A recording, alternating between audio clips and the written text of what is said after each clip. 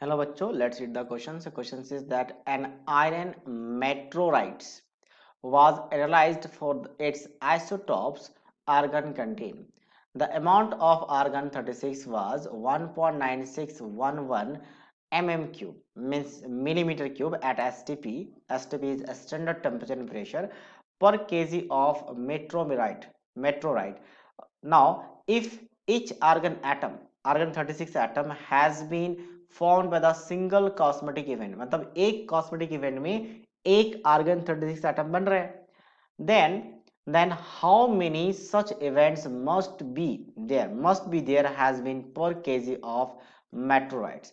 If the answer is x, then the value of x by 10 to the power 10 to the power 16 is basically value of R we have to take 8.4 kg joule basically per Kelvin mole, and value of Na, that is our number, is 6 into 10 to the power 23.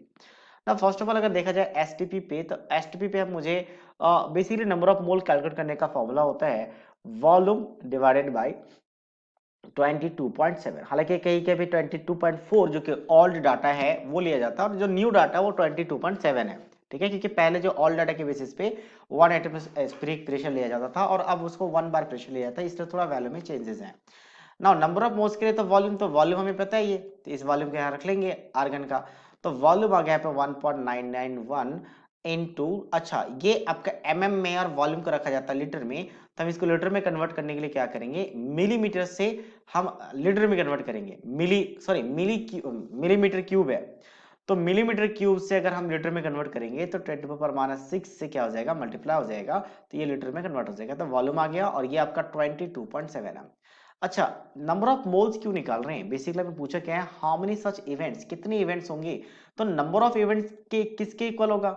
So number of, अगर events की बात करें तो number of events will be equals to number of argon 36, क्योंकि कहा गया कि एक कॉस्मेटिक इवेंट में एक आपके पास 30 आर्गन 36 मिल रहा है एटम का, तो इसका मतलब नंबर ऑफ इवेंट्स पूछा है पर केजी में, तो पर केजी में आपके पास ये आपका डाटा गिवन है वॉल्यूम, तो पर केजी में वॉल्यूम डाटा तो गिवन था, तो वहां से नंबर ऑफ मोल्स निकल गया और वहां से हम नंबर ऑफ आर्गन एटम निकाल लेंगे।